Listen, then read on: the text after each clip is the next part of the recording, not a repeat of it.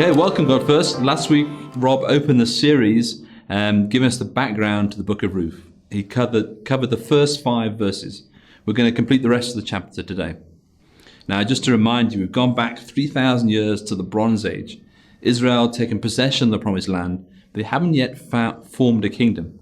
Remember, the 12 tribes, they're all independent but connected, and they're together ruled by what were called judges, who act as a mixture between a king and a prophet, depending on the personality of the person.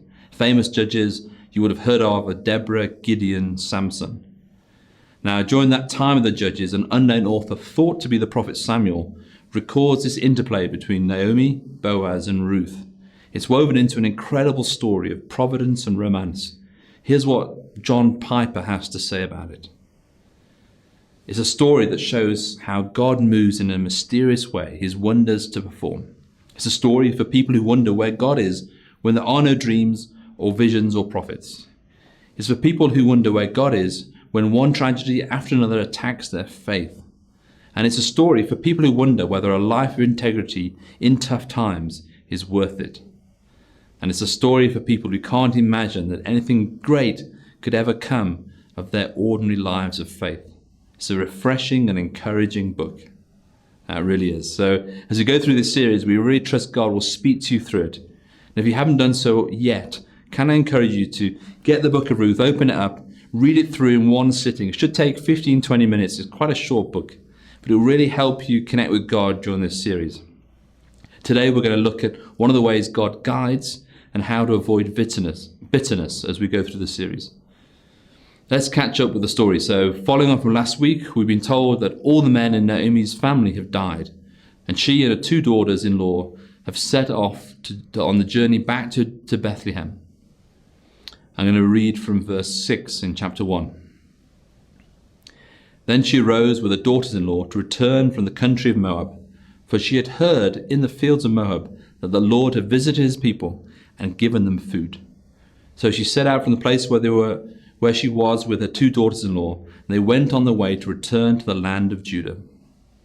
The series is entitled How God Guides Us, and here's the first way that God guides us. It's not mind-blowingly prophetic, it's simply observing the situation around us and discerning where God is acting. Naomi heard in verse 6, the Lord had visited his people when she was back in the fields of Moab. The famine had gone and the harvest had returned. If you remember, her whole reason for being in Moab in the first place was to avoid famine. Now that she'd heard there was no more famine in Judah, she senses this is where she should now be. Well, how does this relate to today? Well, we often have people visiting us as a church back when we had regular services. And when people move to new areas, it's always wise to check out a few different places and find a new spiritual family. But how do you know which community to join? Or what about if you're looking for a job? If you're fortunate to get a couple of offers, how do you know which job to choose? The answer that Naomi gives us is that we need to sense where God is. Naomi could see that land was fruitful again. So if you're checking out churches, is the church fruitful? Are people coming to faith? Are people getting baptized? People being strengthened in their faith? Maybe if you're looking for jobs, is the company successful? Is the environment a healthy environment? When you consider it, do you sense God's peace about the decision? Naomi saw that Bethlehem was fruitful again and she felt peace to return. This is a common way that God guides us, through letting his peace be a guide. Sometimes we aren't even aware that it's God, but often it is. For instance, a year ago now, the Butterworth family set out from Four Ways to come to God First East Rand. But we as a family had to decide it was the right decision. I was offered the job, but my kids and Michelle, we all had to agree this was the right thing. So we visited the church a few times, and we looked at potential schoolings and all that. But it came to a point where we felt that, one, the church was fruitful as a place of just God was present. But 2, our family felt peace. Our children felt peace about going to the new house and going to the school and stuff. It's all very helpful in discerning God's will for your life. Read on from verse 8. But Naomi said to her 2 daughters-in-law, "Go, return each of you to your mother's house. May the Lord deal kindly with you as you have dealt with the dead and with me. The Lord grant that you may find rest, each of you in the house of her husband." Then she kissed them, and they lifted up their voices and wept. So what's happening here? Well, Naomi felt guidance to go back to Judah, but then she suggests that her daughter-in-law should stay. Why would she do this? Well, the reason is interesting because in ancient Israel, they were a culture of honor, and it was expected that each party would present the most honorable solution for the other one, and then after some back and forth, they'd come to a conclusion. So Naomi spoke first, and she was proposing that Ruth and Orpah return to Moab, marry Moab men, and it would have been far the easiest option for Orpah and Ruth, but it would have made life a lot harder for Naomi. Naomi was too old to glean in the fields, gathering stalks, as we'll see later, and so she'd be in trouble without her daughters-in-law to look after her. But not thinking of her own needs, she proposed the option that is in Orpah's and Ruth's best interests. It's quite different today, isn't it? Where we're told, vocalize our needs by psychologists, look after number one, think of yourself. But Naomi needed her daughters-in-law, but she was thinking about them. Wouldn't life be better, do you think, if we put other needs ahead of ourselves? Now, in response to this honor culture, Orpah and Ruth have to respond now, and they also do the honorable thing. They think of Naomi's needs ahead of themselves. They said to her in verse 10, "No, we will return with you to your people." So even though it meant going to a foreign land and reducing the likelihood of finding a husband because they were foreigners, but they said, no, we'll do this. They put Naomi's needs ahead of themselves. And they state they will go with her and support her. We see that then, in response, Naomi pushes back to see if they're just saying it to be kind or they really want to come.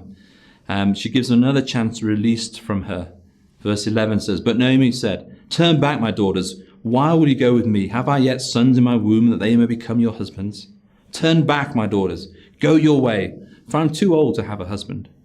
If I should say I have hope, even if I should have a husband this night and should bear sons, would you therefore wait till they are grown?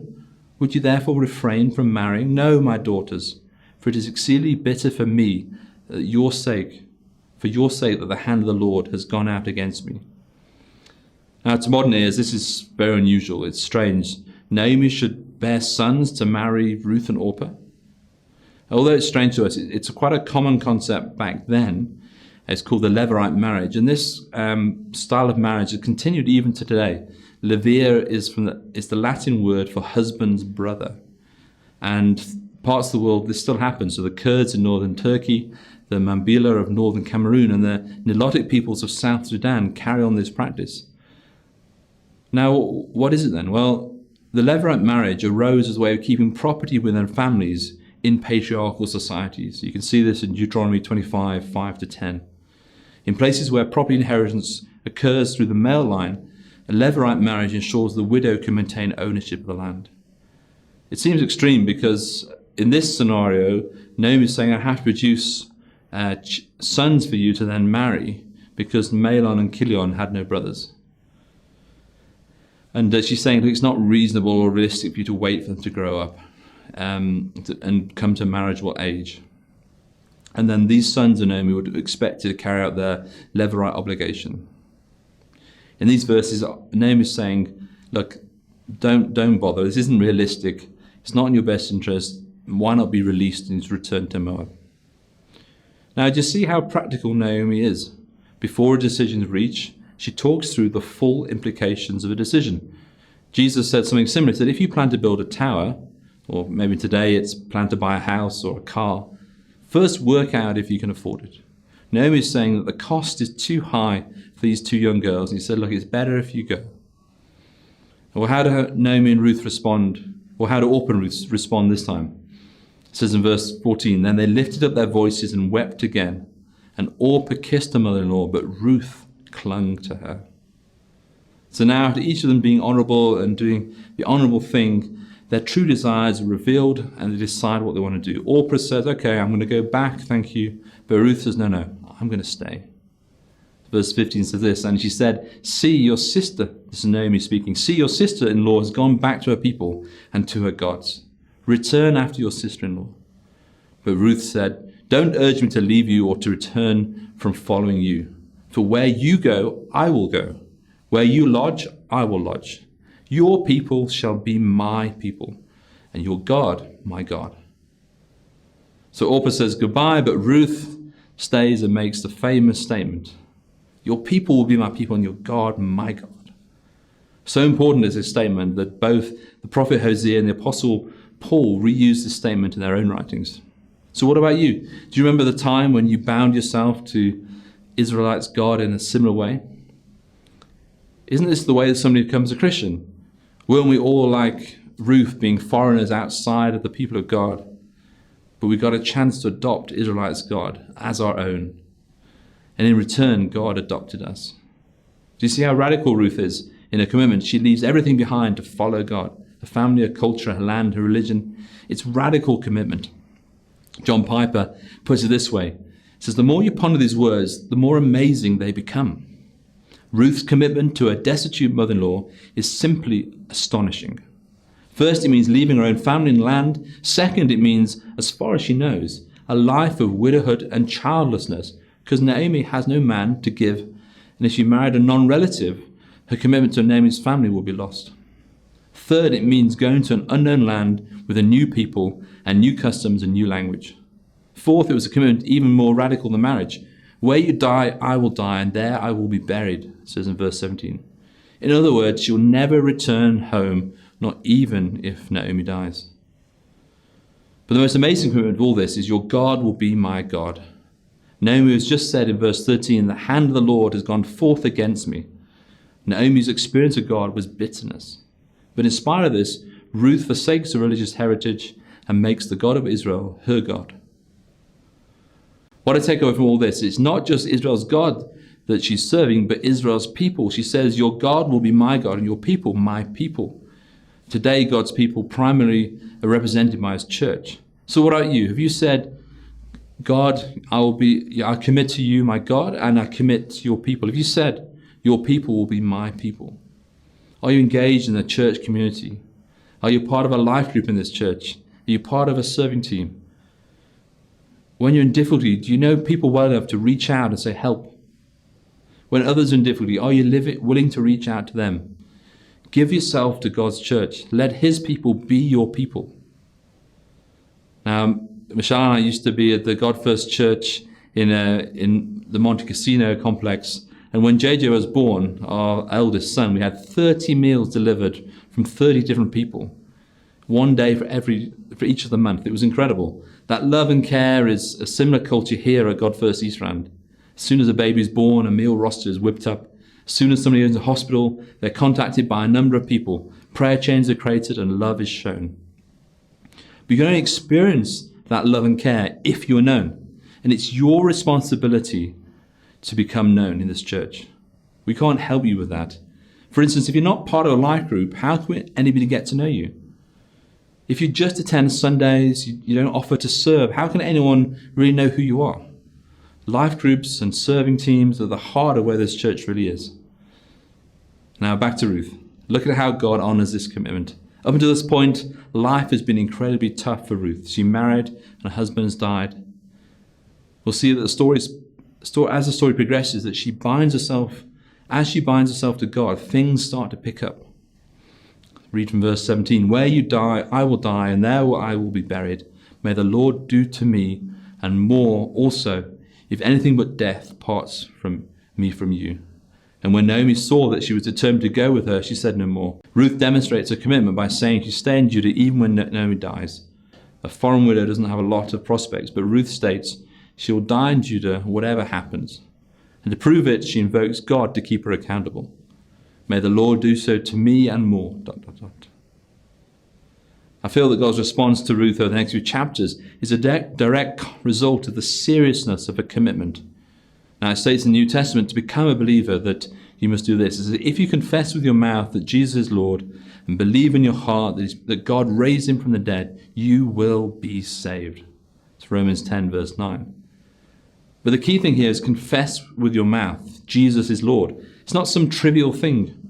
If you claim that Jesus is your Lord, you speak about it to other people. It means he has complete control of your life. When Ruth said to Naomi, "Your God will be my God," it was something very similar. The pagan gods of Moab were very demanding, and Ruth would have been used to shaping her life around pleasing those gods. Now, declaring that Yahweh would be her God was no small commitment.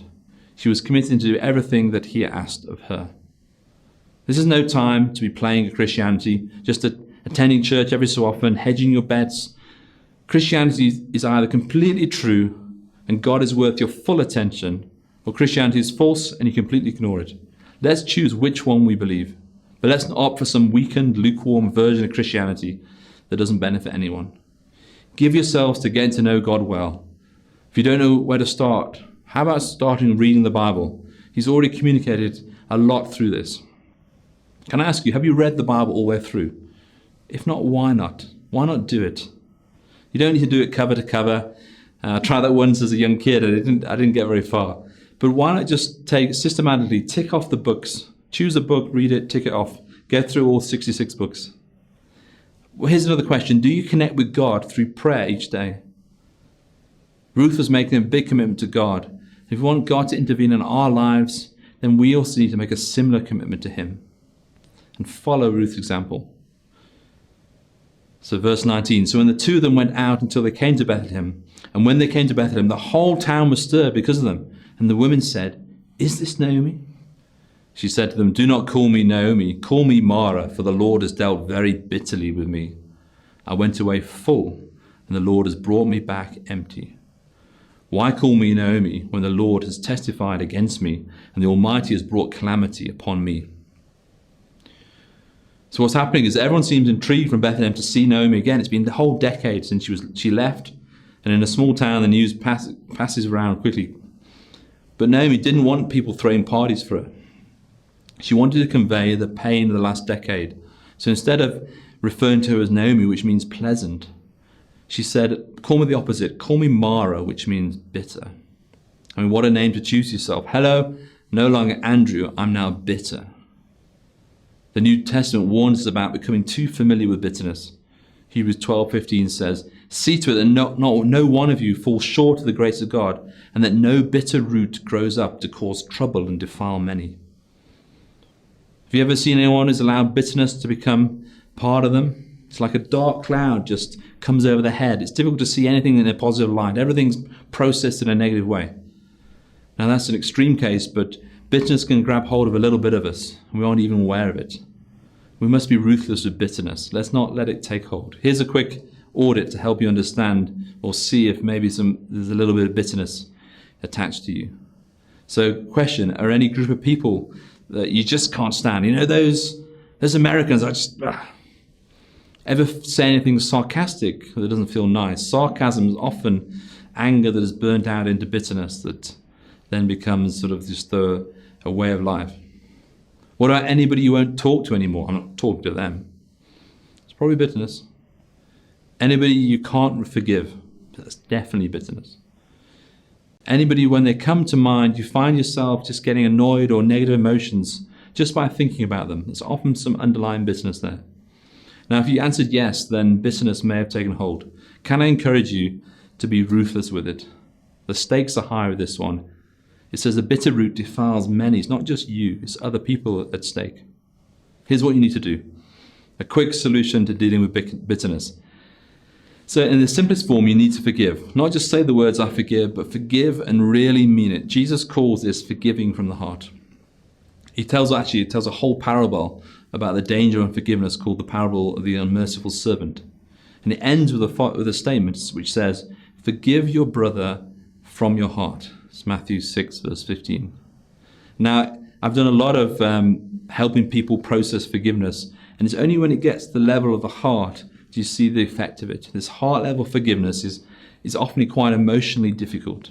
But if you do it right, your heart changes towards a person. I've seen it so many times. Now, you've done heart level forgiveness if you can say, I forgive you, and your heart towards them changes. If your heart doesn't change, you say, I forgive you, you haven't gone deep enough. My encouragement to you is to ask the Holy Spirit what you need to forgive specifically, and then specifically forgive that person. And just keep going with as many issues as you can think of until your heart begins to change. I choose to forgive so-and-so for that thing. Now, it takes a while actually to go through the story for Naomi's heart to change. She holds on to bitterness for a little while. It slowly changes. But in the meantime, they arrive in Bethlehem, and next week we're going to pick up the story in chapter 2 and go into that. Chapter 1, and it finishes off with this final verse. It says this: "So Naomi returned, and Ruth the Moabite, her daughter-in-law, with her, who returned from the country of Moab, and they came to Bethlehem at the beginning of the barley harvest." And that sets us up for chapter 2 next week. So what do we conclude from this week? Well, I've got 3 things I want you to take away. Firstly, God's guidance may simply mean be observing where he's at, where he's working, and then seeing if his peace guides you there. The second thing I want you to take away is commitment to God needs to be all in. Like Ruth, half-heartedness holds us back. And thirdly, we need to be ruthless, no pun intended, in dealing with bitterness. Naomi wasn't ruthless, and it took her a while to see where God was working. Ruth had a clean heart, and she could follow God and see where God's hand was. It took Naomi a little while, you'll see in the next few chapters, because bitterness has still grabbed hold of her. Let's not be like Naomi. Let's be like Ruth. Let's pray. Father God, I thank you for this amazing book and the characters in this story, and I pray that we learn lots about you through your interaction with them. Thank you for taking hold of Ruth and guiding her to a place where she says, your God will be my God and your people will be my people. God, we want that for everyone listening today, that they pledge the same to you and pledge to be part of your people, God. We just lift the entire church to you, and we ask that you guide us, protect us in the same way that you did with Ruth. May your providential hand ever be upon us. Amen. God bless. God first, please don't forget to use the devotional guide that works alongside this series. You can get it from our website, or if you're on the WhatsApp group, it's there on the WhatsApp group. And we're doing little devotional videos that are there each day if you prefer to watch rather than read the devotional. Have a great week. God bless.